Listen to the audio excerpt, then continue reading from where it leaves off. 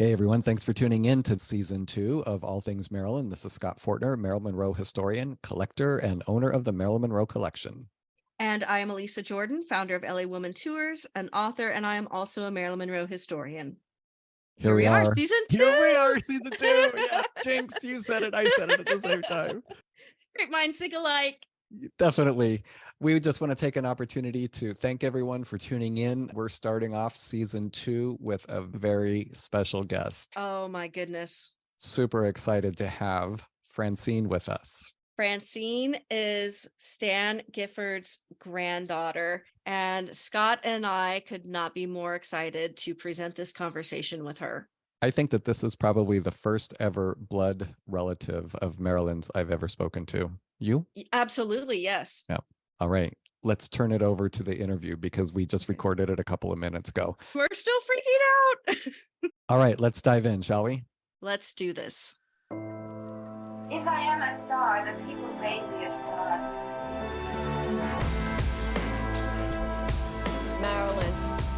Marilyn Monroe. Like the stage here and now, fame is fickle. Marilyn Monroe. I give you the two most exciting words in the modern dictionary. Marilyn Monroe!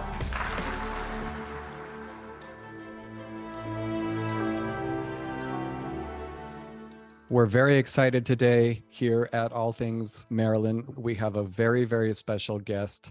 Francine Gifford Deer is with us today. Hello, Francine. How are you? Doing great. Thank you. Thank you so much for joining us. We've been so excited about getting a chance to speak with you and talk with you. And for our listeners who aren't familiar with the name, Francine is the biological niece of Marilyn Monroe. And Yes. This just came out recently via DNA testing. It was part of a documentary that was produced by Francois Pomé. The entire focus of the documentary was finding out who Marilyn Monroe's biological father was. And it was done via a hair sample. Exactly. They were going to take a hair sample. They wanted my brother and his hair sample, but unfortunately, my brother was from my mother's first marriage, so that didn't work. And we lost the youngest child, my sister, in '89 from leukemia. She was wonderful. Mm-hmm. And when Francois called, that's when my brother told him that I was the only one that was a link in there. No pressure there. No, yeah. Hair was really funny because I happened to run across my grandmother and my father saved everything neatly, but they saved everything. And one of the books we had was a baby book with my father. And in it was here was her first haircut, and there was the hair. Oh, wow. So they did have that hair from my dad. Wow. So before we get into the details about the filming of the documentary, can you share with us what it was like growing up with the idea or the sense or the possibility that you were actually related to Marilyn Monroe? And I don't think you were alive when she was alive. Is that right?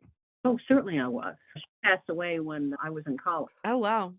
What was it like growing up knowing that you were possibly related to her? There was no knowing. We certainly didn't know it. My father was vehement that his father could not possibly be the father of Marilyn Monroe because he would have acknowledged the child. And it was just terrible lies and Hollywood hoopla, and he just knew his father. So it's interesting because I think my father loved his father very dearly. Sure. And in turn, my grandfather loved my father very dearly. In fact, that was one of the problems, that when he was with Gladys, and she apparently, when found out she was pregnant, my grandfather did not want, because he was still married. They were separated, but he was still married, and he had the two children, and he did not want to lose his children. And it wouldn't take much back then to lose the right to be able to visit them, and he did not want that. So he was really fighting. So there was no way he could acknowledge that. Wow. See, that's interesting because I thought the divorce had been finalized between them. Well, his thing was that he was still married. So you grew up while Marilyn was still alive, knowing that there was something out there, but yet all along you were under the impression it's not possible, there's no way. I knew that the rumors were out there. My grandfather had a sister, Ethel, and her husband They had no children. When she died, he inherited everything, along with all the pictures and everything. And apparently, when he died, one of the great nieces came over that were on Ethel's husband's side and wanted a picture. And really wanted a picture. So they got a picture of my father and his father. And then next thing we know, it's on the cover of a trash magazine. One of the like a tabloid magazine. Tabloid. There we go. It was a tabloid magazine. And there, splashed on the front, was my father's picture on the couch. And my father was horrified. Yeah, because he had been violated by a family member. He had been lied to. It wasn't a family member, but yes, somebody in the family had gotten that picture. Yes, somebody on that side. Yeah, so they knew what they were doing and they sold it probably. Yeah, apparently they were approached, or I have no idea how that happened, but there it was, splashed across there, and it was on the front page. And we have a very close family friend, Norma, and she didn't miss anything Hollywood, loved everything Hollywood, read everything Hollywood. And of course, when that appeared, she was there at the house.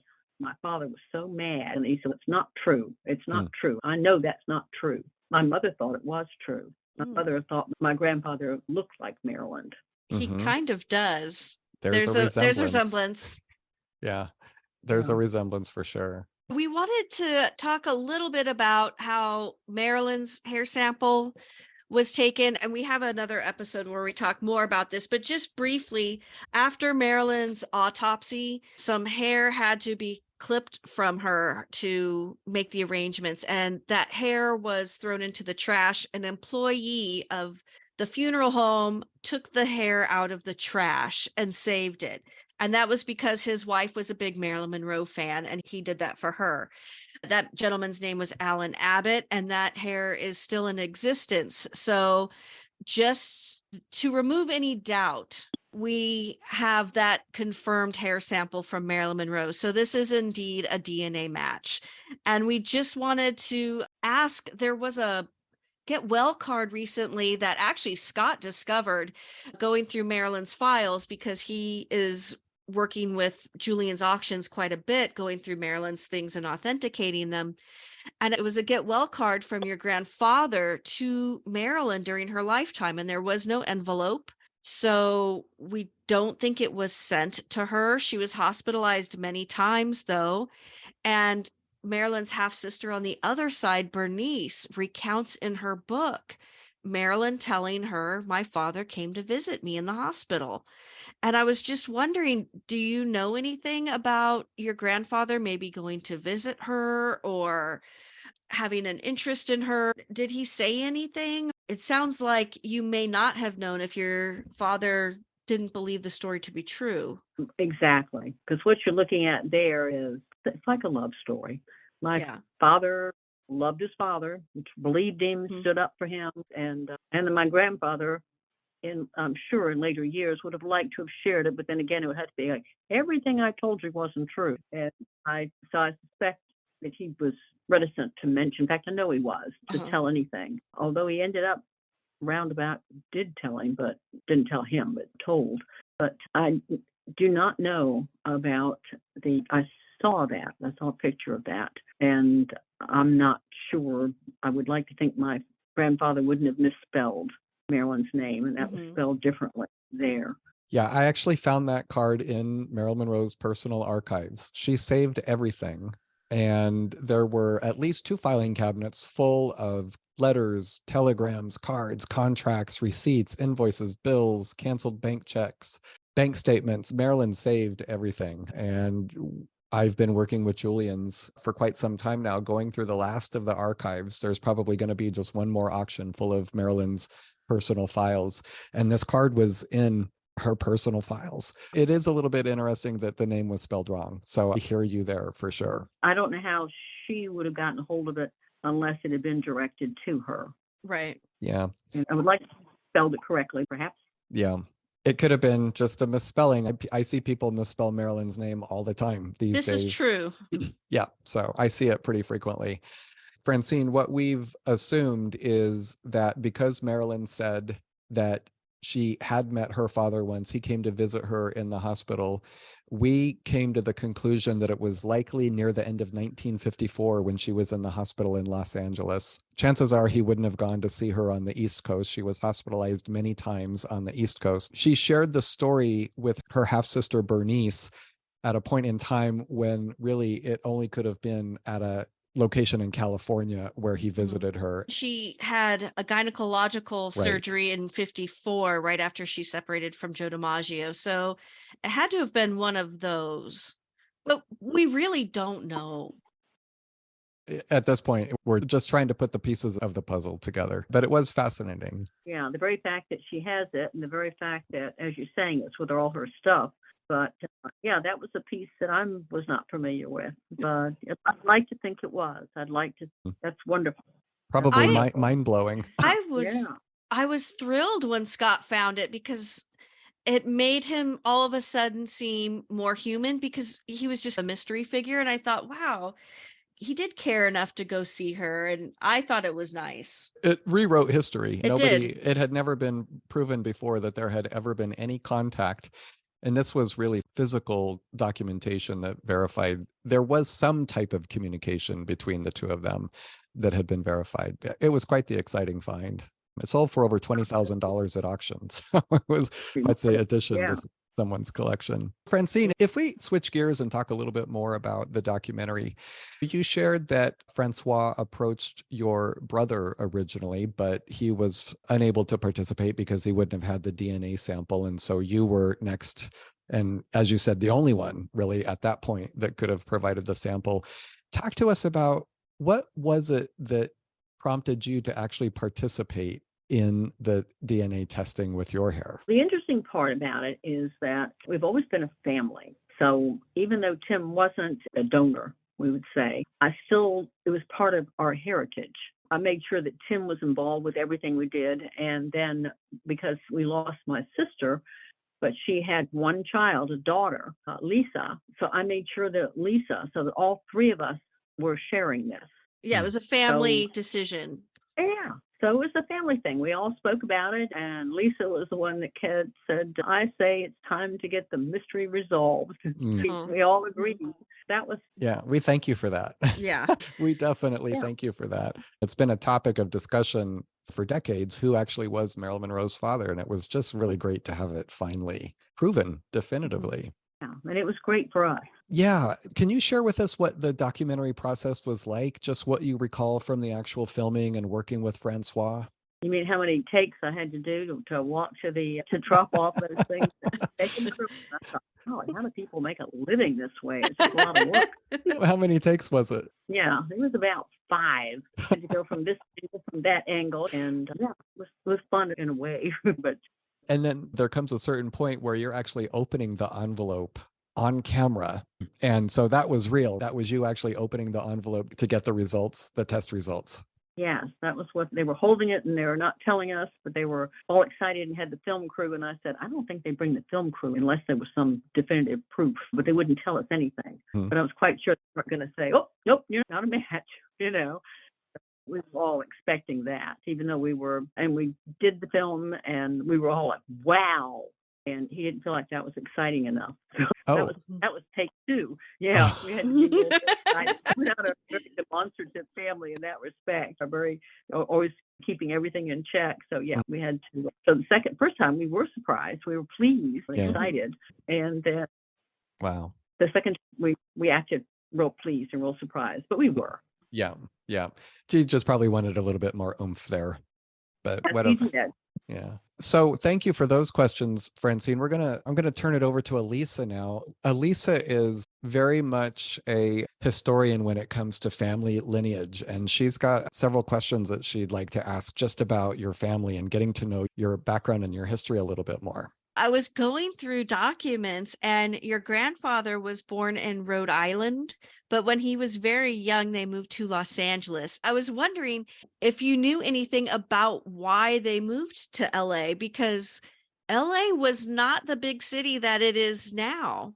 I would assume it would be for job opportunities, but that would be a leap. Like I said, Daddy was here, he could tell you. I wish he was. If you know a little bit about his parents, I think their names are Fred and Elizabeth, and he had a sister named Doris, or was that Ethel? He has a sister named Ethel, had a daughter Okay. named Doris. Ah, okay. Yeah, so it was the two children, right? Okay. And do you know anything about Stan's parents? They were on Granddad's side Yeah. because they built houses. I know Oh, that Granddad was involved with that in construction. That's what he worked with, was working construction. I have tools that were carpenter's tools. interesting. Yeah, I have a lot of that. That may have been a phase he just had at one point, but yeah. And to clarify, these are your great grandparents' Right. tools. That's interesting, and that makes sense. So you're probably right about them coming to Los Angeles for job opportunities if they were in the construction business, because Los Angeles was about to boom and have a big population jump, and building was big at the time. So that makes sense. And I was wondering, your grandmother, Lillian, so this would Right. be your dad's mother, and his aunt, they got a divorce, and we don't know anything about your grandmother. So I was wondering if you could just talk a little bit about her. I know they were now separated at the time Norma Jean came along, but we don't know anything about Lillian. She was wonderful. She came back. She moved from California to Virginia. So it was really wonderful. She bought a house not far from my dad, and she would walk down. She didn't drive. She took public transportation everywhere. So I Mhm. guess in California, she just didn't drive. But Mhm. when she was in California and we went to visit her, it was real exciting for me because it was exciting to visit Granddad because he had a dairy farm. I'd never been Mhm. around cows before, so that was Uh-huh. exciting. And when I went to visit my grandmother, she was a nurse. Oh, okay. She was really into holistic. She was a real strong believer in that. Mhm. She was feeding everybody soybeans before soy became popular. So she was ahead of And her she was, time. oh yeah, yeah. And she was a wonderful avid gardener. But her place was, I remember just that there were so many fruit trees and you could climb all over everything, climb up in the trees. It was just, I was at that age that everything was meant to be climbed. And she had goats. I think about it now and think that's interesting because they had the goats and they had them in a pen, real high Uh-huh. pen, and they told me to go in there and to take the food in to the goat like a dutiful child. I go in there, but I don't see the goat anywhere. I look around, don't look see the goat. They have a little shed type thing, and I walk over there and I put my head in. The goat was in there. The goat was startled to see me. I was startled to see the goat. I tore out one side, and the goat leaped over out the other side. Yes, my father, Aw. he was saying, you scared the goat more than he scared you, but I didn't think so. I was really, she had the goat. So she was, and like I said, when she got here in Virginia, she was constantly growing, Mhm. flowers and food. And yeah, she was a marvel. She was really in touch with nature. Along those lines, your father, as far as I can tell, grew up in Los Angeles and then moved to Virginia. What was his childhood like in LA? And then how did he end up in Virginia? He grew up in LA and Mhm. he joined the military there. Mhm. He went into the Navy. Yeah, there is a picture of him online in his Navy uniform. Yes. Oh, he was such a handsome devil. He ended up on the ship, and then they stationed him because he was Navy. Mhm. Stationed him in Devonshire to start with, and then he ended up in London. And London was where he met Joan. Devonshire was such a funny family. I always said growing up, three of us, it was such a boring family. Everybody else had divorced parents, and we had three that stayed together, and they had three children. I didn't realize that Tim had a different father. I didn't Mhm. realize that I had a different mother. And Diane was the only one of us that had mom and dad together. He was in Devonshire, and that's where I was conceived for Mhm. a young girl. Daddy certainly paid support on, but he didn't marry her because by that time he was in London, had met and fell in love with my mother, Joan Uh-huh. Gifford. And then they stayed there till after the war and then came back to California to visit Mhm. with his father. And we have pictures of me and Granddad and Tim and Granddad and me and Tim together holding hands. So I knew it was a fake photo. Uh-huh. And then Daddy was stationed in Virginia and said, I'll go to Virginia. They were looking for where to get stationed. And my mother was, I guess, when Dad got back, all the girlfriends were fluttering around, and Daddy was checking on all his old friends and running with the pack. And my mother wisely said, Virginia would be a good place to raise kids. Let's move to Virginia. Okay. Thousands of miles away from all the girls. So they moved. That's where they ended up. So basically, Stan Gifford produced beautiful children. Dan Gifford, yes. Yes, he did. And the sister, because my Doris was born first, and then my dad, Charles, was born. And of course, my dad is a junior, and Doris, died of, it was polio. I think what it was polio. It was something that wouldn't kill you today, right? Right. But back then, I thought originally that it was meningitis, that's polio. When you and I were on the phone setting up this interview, you said something that has really stayed with me. And that is, you mentioned how much your grandfather loved his children, and he lost 2 daughters. He lost Doris, and then he lost Norma Jean. And I had never put that lens on it before. I thought that was very touching that you think of it that way. And then I started to think of it that way, that he did lose Norma Jean in a way. Yes, it was more frightening in a way, because it was not a reconciliation. It was not an acknowledgement. So that was sad in that respect. Like I said, he got himself caught up in not telling the truth. Even when she became famous, I think he lived the life for so long. Yeah, we have to put things in perspective too about how life was in the 1920s. And if she had been born now, it may not be the case that he would have to do that. Exactly. But back then, like I said, it wouldn't have taken much for him to have lost.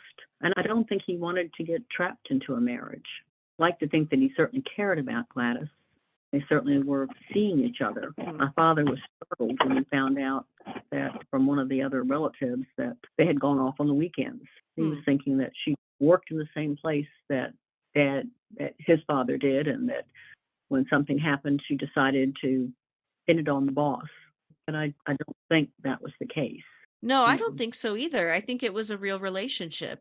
Yeah. Which is nice, because that would mean Norma Jean was born out of love. Wow, that's fascinating. And I think just very different from what most fans believe today. Yeah, it reframes it. It does. It really does. Speaking of your grandfather working in Hollywood, later in life, he moves out to the desert in Hemet, which is a couple of hours outside of Los Angeles.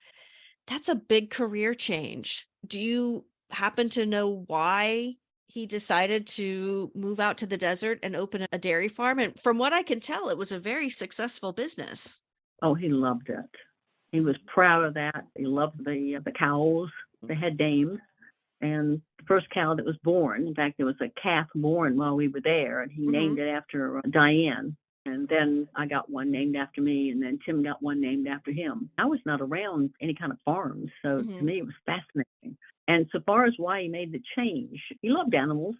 He loved polo. He loved riding horses.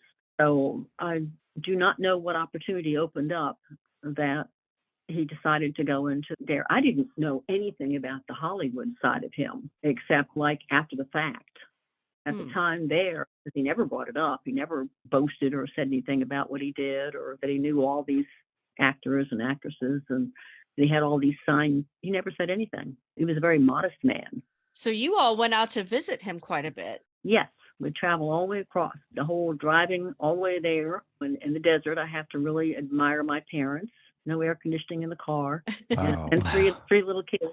He's on my side. He's touching me. All the way Yeah. down. Yeah, I've been on many of those road trips as a kid myself. I know exactly what you're talking about. Yes, and we'd stop. And the biggest thing was when you found a place that had a swimming pool. Yay! And if it had air conditioning in the swimming pool, even better. But we would always go after the swimming pool. So it was exciting. It was fun. It was fun travel. It was fun, and it was great. It was always great to see them. Great to see him and Mary. And the fact that he would talk to you. I was this little kid, right? And he was talking to me. He was asking me things. I'm used to being ignored, the adults carrying on with whatever they're going to do. But it was, no, he'd talk to you. Because I think he loved children. So I know that had to have been hard to have had a daughter born and not be able to acknowledge or see her or participate in her life. Because my father certainly saw a lot of Granddad. He was around. He was Mhm. not an absentee father. So, Francine, I have a question for you. There are these stories out there that Marilyn drove to Hemet to try to meet your grandfather, and she called him, and he responded by simply saying, "I don't have anything to say, call my attorney," or words to that effect. Have you heard those stories before? Oh, yes. Yeah. Oh, What are yeah. your thoughts on those? Whether it actually happened? I remember reading in one of the books, they were saying that everybody was all excited because they knew she was coming. But that kind of is funny to me because if they all knew she was coming, then Granddad would have known it too. So I guess we're back to the fact that it was, I would like to think that he wouldn't have done that. I would like to think he wouldn't have done it. It's not in his character. I Mhm. never heard him say anything out of the way or mean or the whole time. Because a lot of times you can tell characters around people, which I didn't know at that time, but at this time I know about how they treat animals. And he loved his dogs, and he was very kind and considerate with all of us. I Mhm. did not see anything, and I read his letters because I've got his letters, and he wrote to me when I was in college, and he was interested. He wrote to my sister and my brother. He was interested in our lives, wanted to participate in our lives and be part of it, wanted to learn what we were up to. Mm. So it's hard for me to think that he would be that callous. That type of Yeah. person to do that. Yeah, but then I can see that he wouldn't have, at that point, maybe readily acknowledged. Maybe he felt like he couldn't acknowledge at that point. He'd have to tell my father, "Oh, by the way, everything I Oh, told you is not yeah. true." So uh, that's all I can think of is that he was, like I said, he did love my dad. I could drag Dad willingly to all the different places that he was going and working, and it was a lot of fun for my father. And if what we've put together is actually true, back to trying to put the pieces of the puzzle together around the card, he actually did go visit her, Yeah. right? Family Yeah. is complicated. Family is just really complicated sometimes, especially decades ago with these types of issues. The man you're describing sounds very warm. He was, but then we have to acknowledge the fact that he obviously did have a child, which Mhm. it's possible he thought it wasn't his child. But then it doesn't jive that if he thought it wasn't his child, why would he have told a minister that he'd had the child? So somewhere along the lines, he knew he had the child. And can you talk a little bit about that? About the minister. Yeah. In the book, they talked about it. Mm. And Daddy said that he just made that up. Oh. The first person just made that up. But then my grandfather, when we're looking through his letters, right, and that he'd written to my dad, and he said, this is of course he was sick at this point. He had cancer, and he said, "There's somebody I want you to talk to. If you can come out here, I want you to meet this minister. I've been talking to him, and he's willing to talk to you. There's some things that he'd like to tell you that I've been able to talk to him about. So what else would it be?" Wow. Wow. So it sounds like it was weighing on him toward the end. I think it would have stayed with him his whole life, especially when he lost her. Yeah. That was because then you can't reconcile. Yeah. Yeah. Wow. Yeah. Once it's too That's late, heavy. it's too late. Yeah. Yeah. So just curious about your dad. Did he also go by Stan? Because the name is Charles Stanley Gifford, and then he was a junior. So Charles Stanley Gifford Jr. Did he go by Charles or did he go by Stan? Chuck. Chuck. Okay. Yeah, he was Chuck. That was Chuck what he Gifford. went by. Yes, Chuck And Gifford. what did he do for a living in Virginia? My father could do anything. He could build, he could do anything. He chose to work with an oil company as he would go out, I want to say distributor or what it would be, but he was with all the different stations, gas stations. He would sign up the new ones, and then he'd go out there and check on them and make sure that everything was going smoothly, and what was production, and what do they need to change, and how were their displays being, because I remember going to those gas stations with him being bored to death and playing among the displays of the tires and being admonished. It was myself and my sister. I wasn't alone in playing with the tires and going through them, but they were boring to me. But the gas station. You much preferred your grandfather's cows? Oh yes, and my grandmother's. I liked looking at the goat. Didn't like it chasing me, but wasn't chasing me. Thought I was chasing it. But the funny story of my father was that he said he would, when he'd go and he'd do presentations to the big wigs or to the people, to the men we was working with. A lot of times they were like bored with it too. And he'd say, all right, now this is how you want to set up the tires in the display room. And and he was talking about his things. And he would slip in on because it was all slides, right? Mm-hmm. And he'd slip in with the slide a picture of a scantily clad woman. And he'd go, where did that come from? And then he flipped the thing. He said have at least about 4 of those in there because that perked everybody up. They paid attention, right? Wow. So he yeah. was a people person. He always called himself shy, but Uh-huh. no, he was a raconteur. He could tell a story. My brother would say, Dad never lets the truth get in the way of a good story. Yeah, he told great stories of childhood. I mean, most of them involved behavior that he would not want us to be doing, skipping school and sneaking on the sets of the Gone with the Wind. Oh, so there's that Hollywood childhood. Yes, he was there. He met them all. In fact, it was Stanley and it's the one that's Oliver and Stanley, the heavyset guy, and then the real tall, skinny guy, goofy Laurel guy. and Hardy. Yeah. Laurel and Hardy. Okay. So the clothes for the skinny one, which I guess is Laurel. Okay. My father, he had extra clothes, and they were the same size for my father, and he gave them to my father. And my grandmother was saying, he's giving him cast-offs. But my father just cherished those things that came from a real movie star, cherished those cast-off jackets and shirts and clothes. It's But yeah, my fascinating. grandmother was not cherishing it. Wow. What was your grandfather's second wife like? What was Mary like? Did you get along well with her? That was his third wife. The second wife passed away. I loved Aunt Mary. She was a school teacher and just so wonderful. When after Granddad had passed away and she had gone into a assisted living, which a nursing home basically, and we went to visit her. And Daddy went to visit her because he wanted to see her while she was still there. Yeah. You know, he'd gotten quite old, and at that point. And she was so happy to see Dad and so happy to see me. And she'd come on in, she said, and then she said, all the inmates, that's what we call each other here. She said, I've been very good, very friendly, but she was in there was at least one other person in the room with her. It may have been more than that. They were in beds. Mm-hmm. I guess they had limited options. Yeah. And she had one nephew that she dearly loved, but she was a lovely person. Mary was just a lovely person. She was disappointed that Dad wasn't able to visit more often, especially when Granddad was ill. But it's hard. That's a long trip, long flight. Yeah. And like I said, Dad and I took the flight for the last one. But even, like I said, just doing poorly, wasn't expected to live much longer, but she was still bright and chatty and joking. And so it sounds like the Gifford family, just in general, is just a really close-knit, happy family. For all the secrets that are with the family, you have to keep that in mind, right? You have to realize you're talking to someone that didn't find out until 2 years before her father passed away that she was adopted. So, yeah, that's really fun.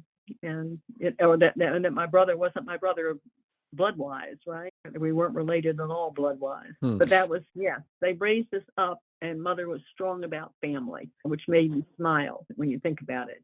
But it was a good childhood. It was a very good childhood.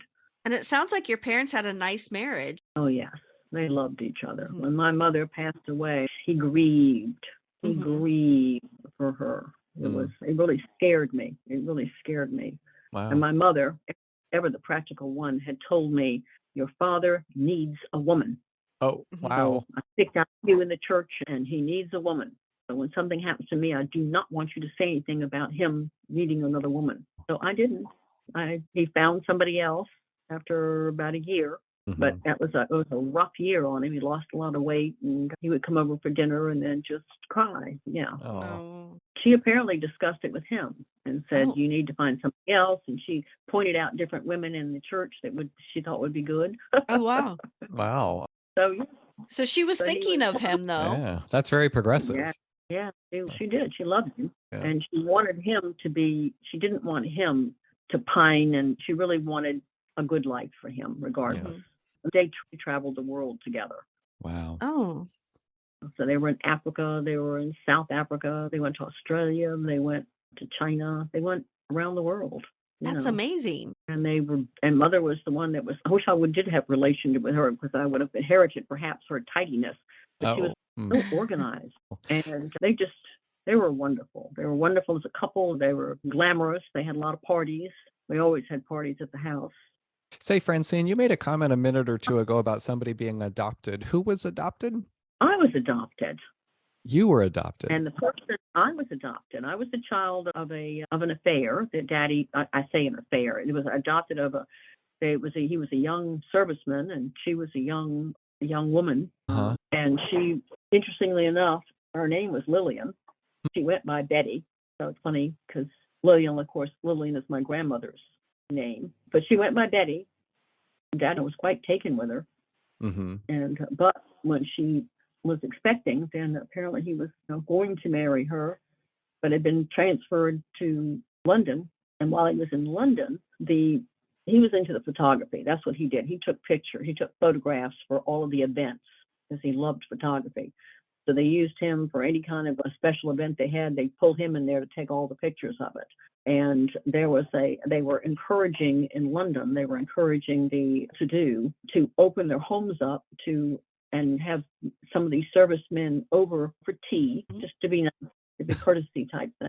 I'm assuming that was on England's part doing it, and they were encouraged to do it. So my grandmother invited them, and they came, and my father came. And of course, my grandmother, being a wise woman, this is Granny Callender, made sure that her daughter was nowhere around, her single daughter. And my father, taking the pictures, glanced down and saw a picture of my mother and took a picture of her.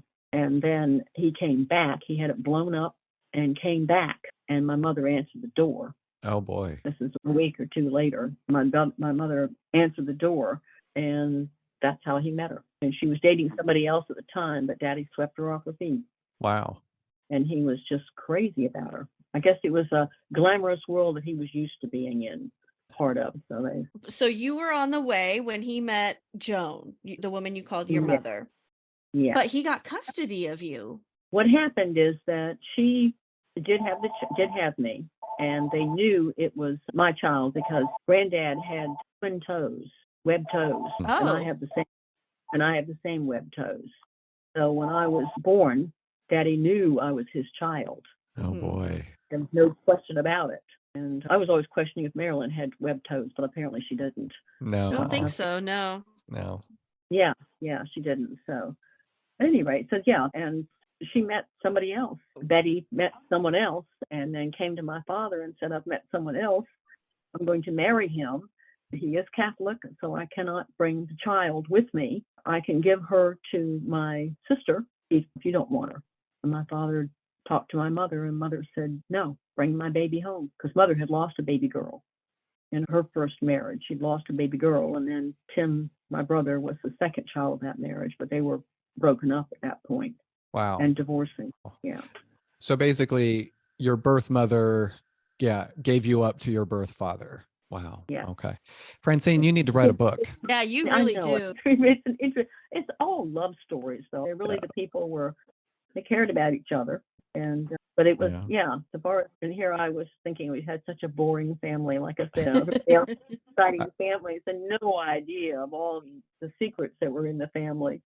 But what an amazing thing that Joan took you in and raised her as your own, and you felt loved and cared for to the point that you thought you had a boring family. Yeah. Wow. Everybody else had exciting families. So and that's the reason mother was always stressing, this is blood, you stay together, it's important, and we have. Wow. We stay together, we keep up with each other. Tim works in the office above me. And he's in the real estate division. I'm in the insurance. All family business. Yeah. All in the family. Yes. Yeah. And my niece is involved with property management. So we're all there. Francine, could you just tell us about your impressions of Marilyn today and her stardom and her long-lasting legendary status in the world today? She's bigger today than she was even when she was alive. Which is saying something. Yeah, which is saying something. What do you think about all that? I wish I had inherited more of her. But however, I'm fascinated with the fact that she had because she married very young. Yes. And I'm fascinated that she had enough gumption to move on. And I guess in a way that beauty really helped her. Of course, people took advantage of her, I'm quite sure, along the way. But I think she had a strong sense of self. I think there's a lot of sadness that she certainly experienced, and it would have been sadness to have a father that she wasn't even sure was her father. It's Mhm. sad that there was apparently, I don't know what the mental illness was with the mother, but her mother, but apparently it could have been something that could have easily been resolved with today's medication. It might Yeah. have been bipolar, I'm not sure. Depression. It was schizophrenia. Whew, that was rough. That's a hard one. Yeah. Yeah. That's a Yeah. hard one. They could treat now. They couldn't back then. Yeah, that's true. It would be locked away. That's really frightening. But even then, she reached out to her mother. So I have a lot of respect for her. She cared about family. And she took care of her and- mother. She took Yeah. care of Gladys. Yeah. And her mother certainly didn't seem to be caring for her, I guess because of the illness. Yeah. Yeah. Even though Marilyn didn't really have a strong relationship with her mother, and there was a period of time where they didn't even talk at all, she still made sure that her mother was taken care of in her will. Mhm. Francine, what's it like when you're in the grocery store and you see a magazine cover with Marilyn on it, or you're watching television and Marilyn on the news or something like that? I'm always pleased. I always enjoy it. We have a wonderful theater here, Narrow Theater, and they do older movies. And of course, they did Gentlemen Prefer Blondes. And they had people up there talking and describing what was going on and who were the actresses and what happened. And Marilyn was making just minimum wage then. Yeah. Because she was contract, and the other actress was making just this fabulous money. Yeah. There were things about her I just learned. Hmm. And I guess like when you're going through and finding like the cards from the Red Rock Dairy Farm from Granddad, and then it's just I find myself hungry to learn more about her. Yeah. So yes, I see something that I want to pick it up and read it. Do you enjoy her films? I do, even for as corny as they are. Right? Well, it was the Yeah, 1950s. Yeah. But yeah, I enjoy her films. Yeah. I enjoy Yeah, her. it's I like cute. seeing her. Yeah. I like seeing her do that. Francine, how has your life changed since it's been proven definitively, thanks to you, that you are Marilyn Monroe's niece? I would say that it really hasn't changed. It was a flurry. And of course, it didn't really come over here that much. I did an interview, and so I had my 15 minutes of fame. And so, no, it hasn't changed anything other than the fact that the family tree is a little larger. A little Has bigger. another branch. Right. Yeah, there's the Yeah. branch. We always knew that. Yeah. Peach was there, right? Right. Yeah. Francine, Scott and I have talked to each other on a personal level about what an amazing gift you gave to Marilyn and to Gladys by agreeing to have your DNA tested, because a lot of people have made money over the years claiming terrible things about Gladys and the type of woman she was. And no one really knew who Marilyn's father was. And Gladys was sleeping around, and that was tough on Marilyn. And Marilyn always said, Stan Gifford is my father. Gladys never wavered. She always said, Stan Gifford is the father of my child. And even Gladys's best friend, who was her roommate at the time, confirmed Stan was the guy who Gladys was going out with at the time. And you have put that all to rest. You've given them a tremendous gift. And now that I've talked to you, I have to say, I think you've given your grandfather a tremendous gift, because you're humanizing him. We're seeing his point of view, and we understand him a little better. So I just want to thank you on a personal level for not only doing the DNA testing, but for coming on our podcast and just talking about him and letting everyone get to know the family and getting to know him better. Yeah, he was certainly flawed. Yeah, and that had to been a terrible thing to have followed him all his life, to where he was trying to get it resolved at the end. So for that, I feel bad for him. Plus, he missed a relationship, Yeah.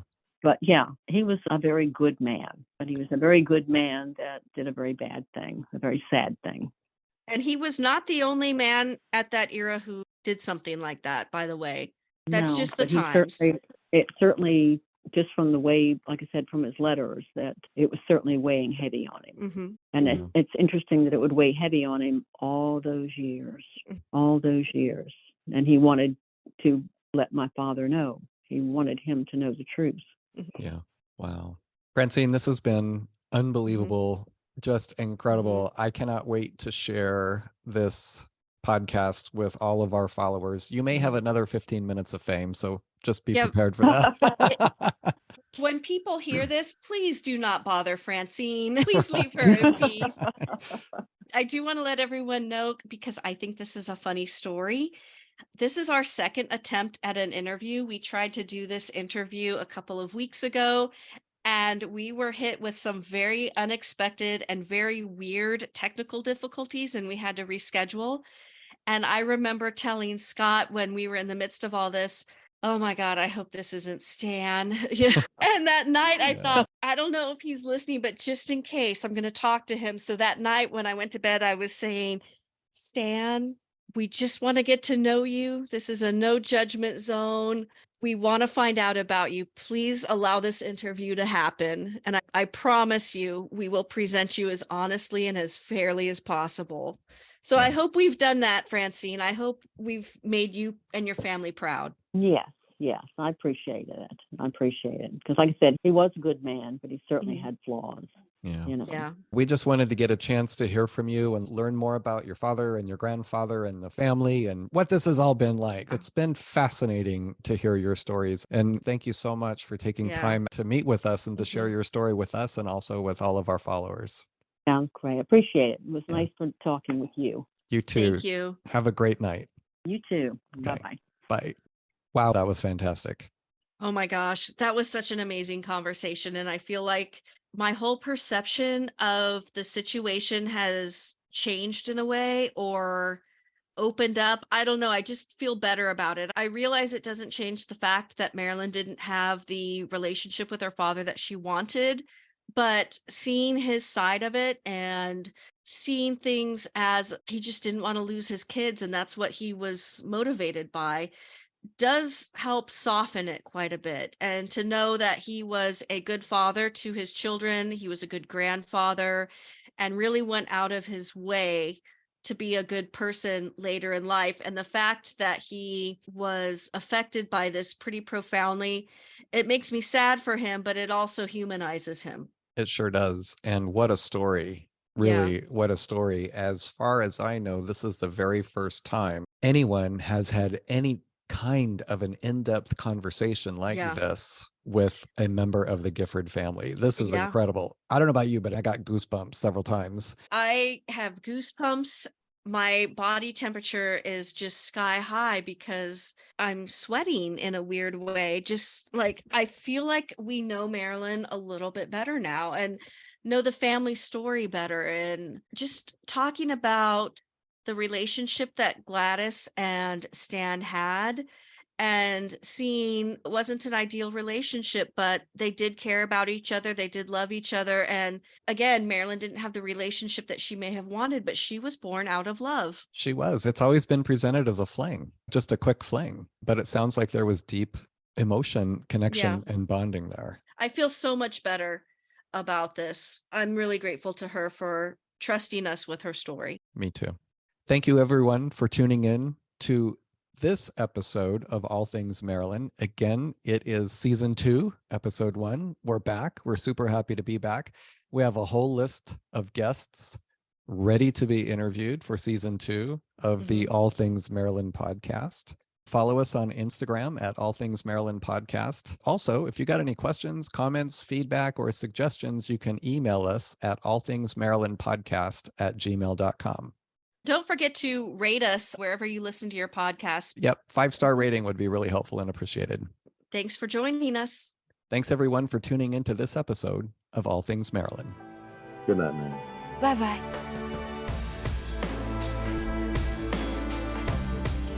You loved on the screen, and that's the one thing that survived, you know. I realize more and more the responsibility, but you do miss sometimes just being able to be completely yourself and someplace and people just know you as another human being.